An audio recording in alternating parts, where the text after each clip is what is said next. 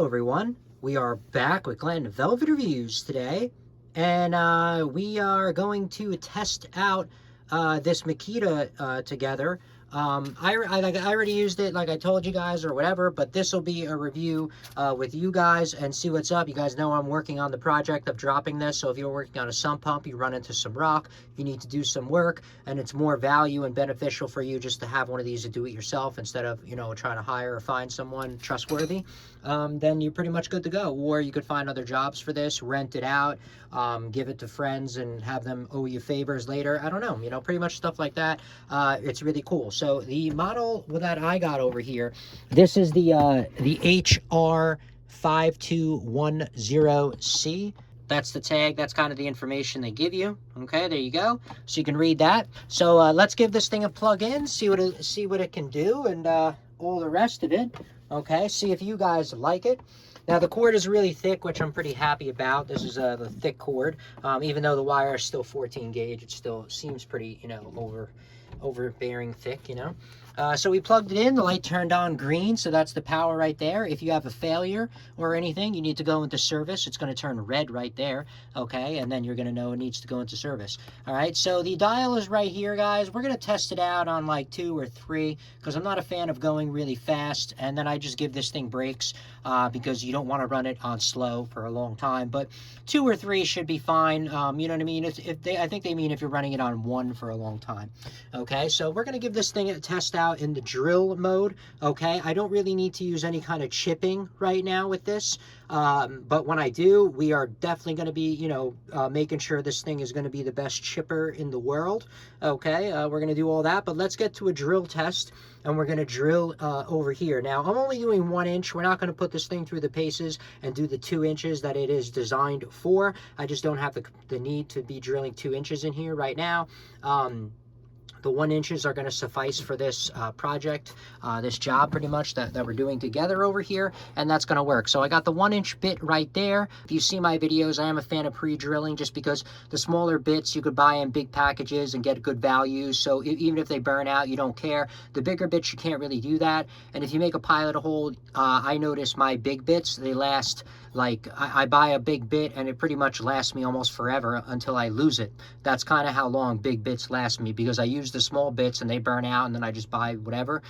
So I just put, you know, stuff in there to fill in the holes because you don't want anything falling in there while you're hammer drilling. It'll be into a nightmare.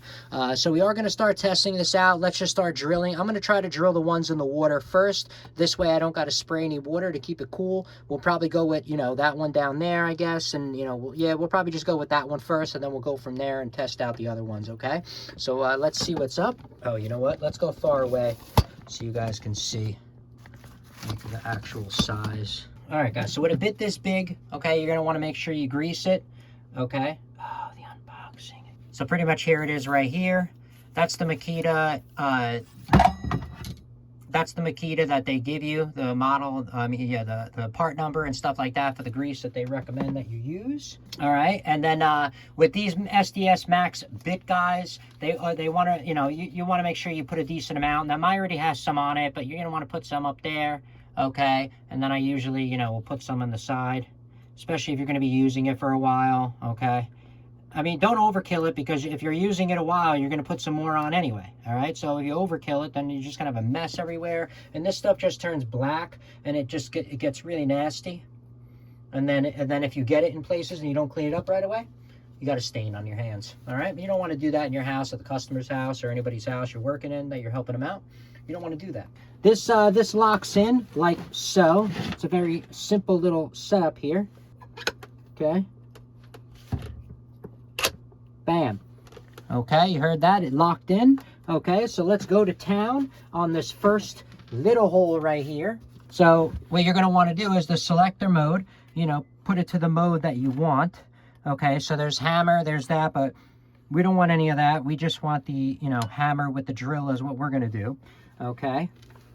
And like I said, you're going to want to let the machine do the work. Okay.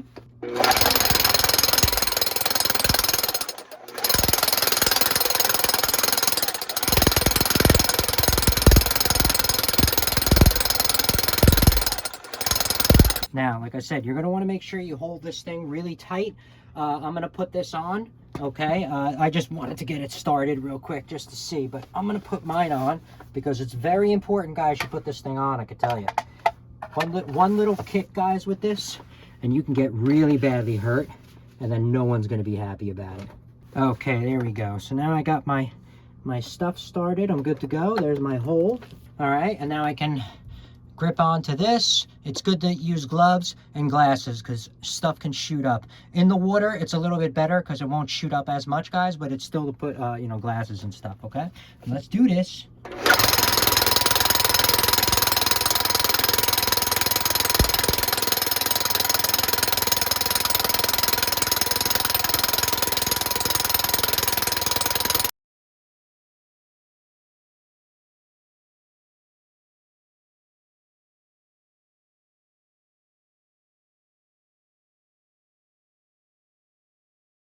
All right, guys, so that's how deep we went. That's about 6 inches that we did on this one, okay?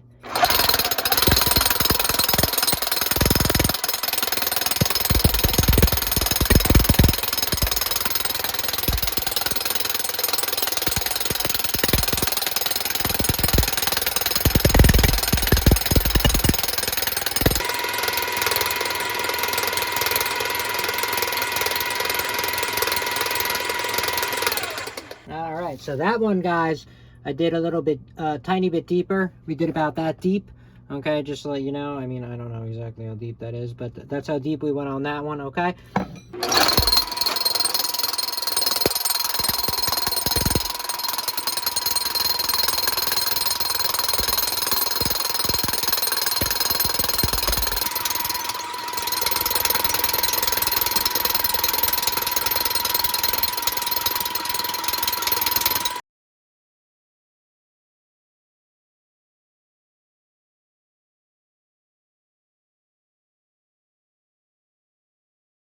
So of course we're gonna, you know, of course we're gonna do a review on the jackhammer, the chisel part, whatever you want to call it, on the machine. That's the that's the main purpose of this thing, is that it's a combination, right? Is that you can drill, hammer, or this was the most powerful, you know, chiseling jackhammer, whatever you want to call it.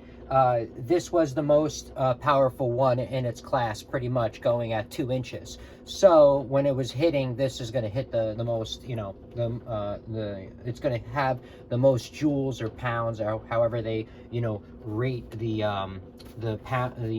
impact of energy that this thing can bring out. You know, I'm pretty much, you know, I got BlueStone going on over here or whatever, and this is really hard. So you can't just go jackhammer, you can't just go chiseling.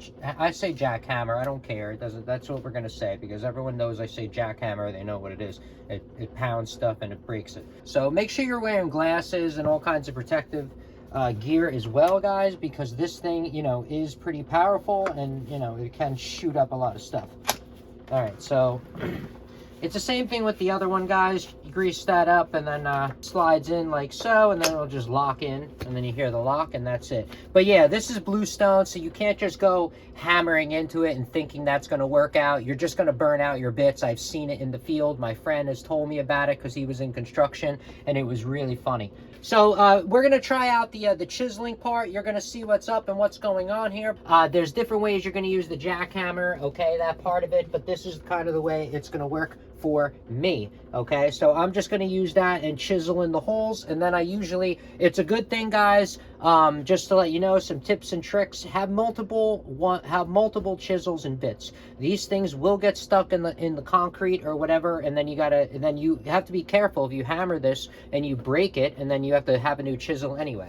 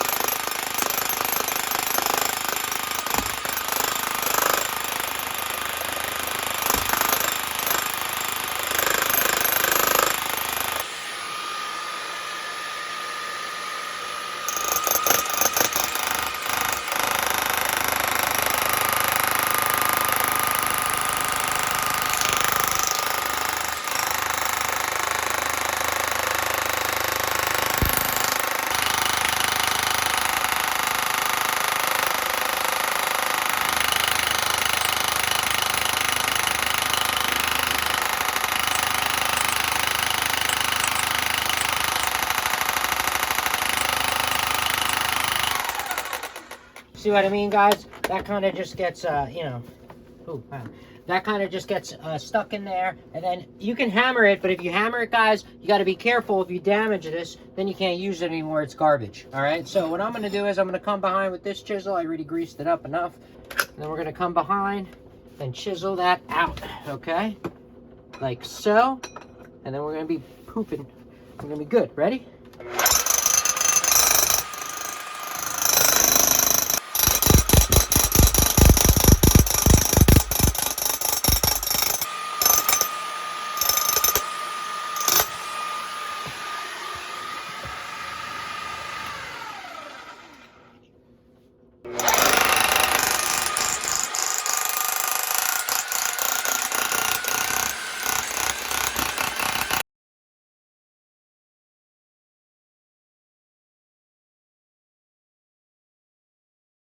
All right, so we got stuck. This thing is ripping through everything, guys. Okay, just to let you know, this thing is a beast. Okay, this thing is crazy. I mean, it wouldn't have gone through pure, you know, solid, but I mean, with the holes, that's very impressive, guys. I just want to let you know.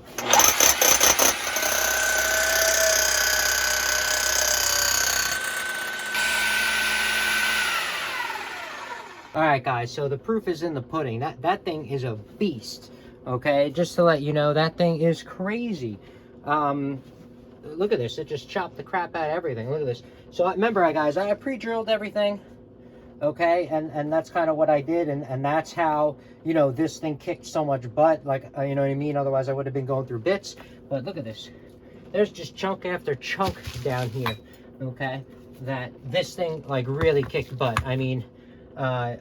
you know, when you first use it, you know, I put it on 1 or 2 and it wasn't really kicking butt. I turned that thing up to 4 and it was just ripping everything up like no problem, okay? Just to let you know, it takes a little bit use, but since you guys are watching this video, now you have an edge on when you're going to use this, if and when you're going to use this. Now you already know what's going on. You're going to say, oh, I'm going to, you know, I'm going to make sure I pre-drill so I don't burn through bits, because they don't give you bits when you rent these. You don't rent the bit, you have to buy the bit. How pretty much you have to let the machine do the work, okay? You can't force this thing. This thing is designed to do the work itself. It doesn't really need you, the assistance, to be, you know, breaking up everything. Otherwise you're going to burn out stuff and you're going to put too much stress on this and overheat it. All right, but pretty much that's what's great, is that at least we're learning and seeing what's up. And yeah, I mean, wow, the guys, that just busted that up with no problem. You know, I'm very happy that we did get it, and I definitely see this as an investment, you know, for long term, because I told you when we bought this, it automatically saved me on the constructional cost, and that was 3-4 times this. So the first job already paid for itself. Anything after that is just bonus, you know, and that's pretty cool.